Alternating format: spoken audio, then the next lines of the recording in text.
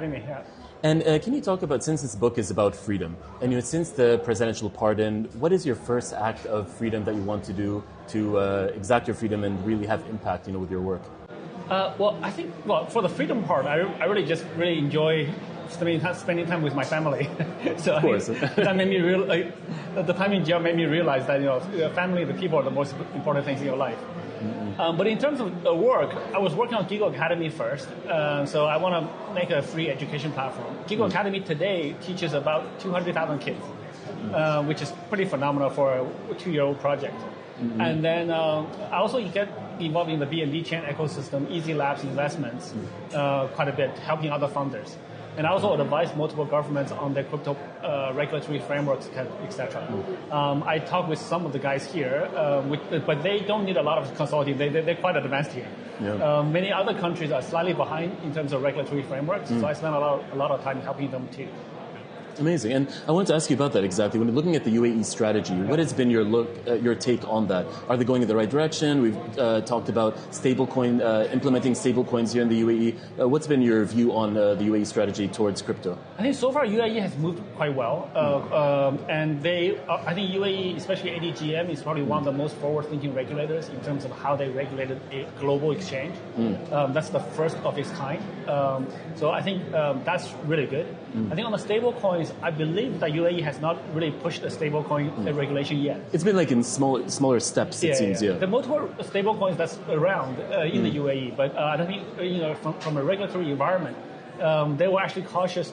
I think they're waiting for the U.S. now, right? Because they don't. There's no point in sort of front running the U.S. in terms of regulation. The Genius Act is passed, but the Clarity Act is like the part 2. True. So I think many countries are waiting for that, so they don't want to be conflicting with that, which is also smart. You let the other guys do heavy lifting. You're not that far behind. Do you have any guidance, like saying what the UAE can do in the meantime, as they're preparing for the U.S. side to act? Well, I think UAE is already doing a lot. I think UAE offers many crypto companies are here. So UAE already offers that freedom to a very large degree. UAE is quite nuanced in the calibrated approach. They don't overrule with black and white.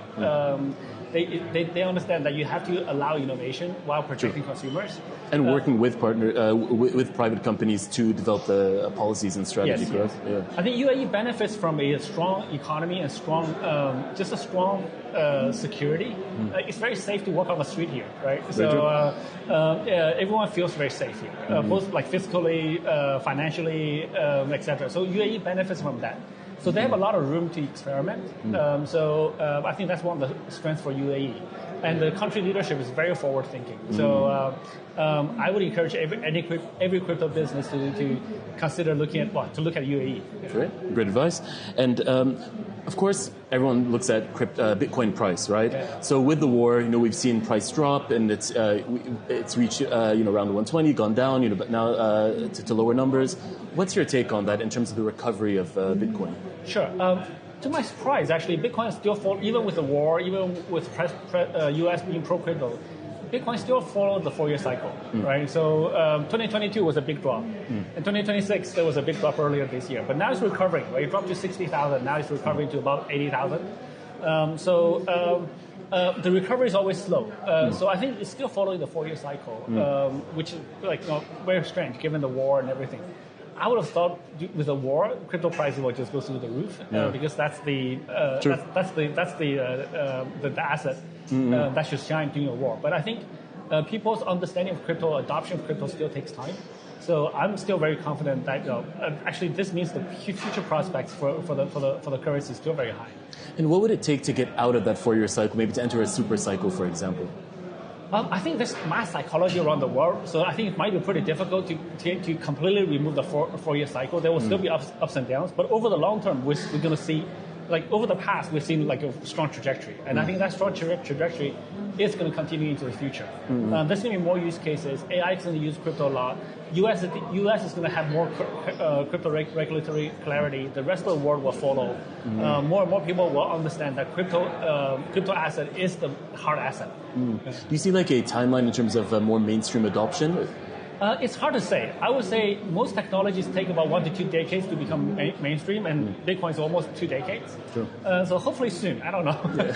Exactly. No, I just thought I would ask. And lastly as well, because with the development of crypto, we're also seeing AI and compute really change the game as well. We see with traditional trading, making trading 24/7.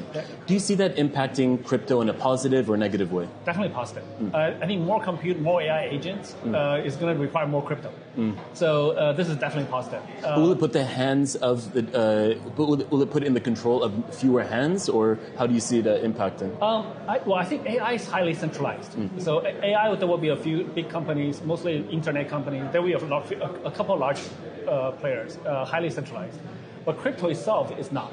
So crypto platforms, as a centralized platform, will also be a few big ones.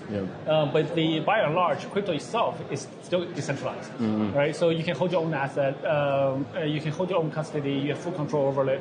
The Bitcoin network will never reject your transactions, like most other blockchain networks do. True. So I think all of that will stay the same. Would it change the advantage, for trading in the short term, for example, with crypto? No, actually. Well, I think crypto is the more decentralized nature makes it more fair, relatively speaking. I think if you trade stocks, stocks are only available on one market usually. So it's much more susceptible to market makers' control. Whereas Bitcoin, is traded on thousands of exchanges around the world. It's much less. It's much more fair. But fundamentally, trading there's ups and downs. And people who are good traders will make money during volatility. People who are not good traders will lose money during volatility. So I think that aspect probably will not change that much. That makes sense. And last question. So you're here introducing your book, and people come to you, for guidance, on crypto, on Bitcoin and its future. What would you say is the next best thing to look out for when it comes to crypto and Bitcoin? Well, the next best thing, I'm not too sure. We never really know what's going to be hot next, but there's quite a number of interesting developments. The institutions that come in, the ETFs. There's now B&B ETFs out there, right? So there's many crypto ETFs out there. RWA is a real thing. It's getting pretty big and it's growing pretty fast. Stable coins, many countries are issuing stable coins. You see that as the next major development for 2026, maybe? I'm not sure if I would call it that. I'm not sure if any one of those are their thing. Okay. That's very hard to define. Yeah, but definitely. I think all of those things are happening, which is quite interesting, which is quite exciting.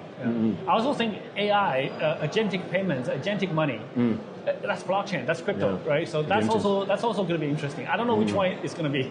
Exactly. Thank you so much for your time. Appreciate it. Thank you so much. Yeah.